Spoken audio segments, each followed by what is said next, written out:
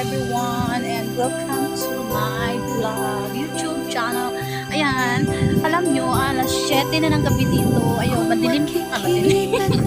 Maliwanag pala dito. Ayan, tingnan nyo, alas 7, ano na yan, 7 plus na, pero maliwanag pa rin.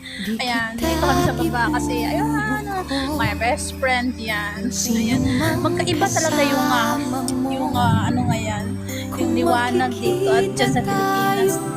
Ang dilim-dilim na sa Pilipinas, nagpapahinga na sila, pero dito, Diyos ko, ang liwanag pa, kaya nagtatrabaho. Ayan, pagkatapos kasi malinis niyan, ayan, bumababa na kami ni Olive. Olive, please say hello to my followers and viewers. Hi everyone, thank you so much for watching, and please like and share and subscribe my channel. Ayan, Romlen OFW Vlog.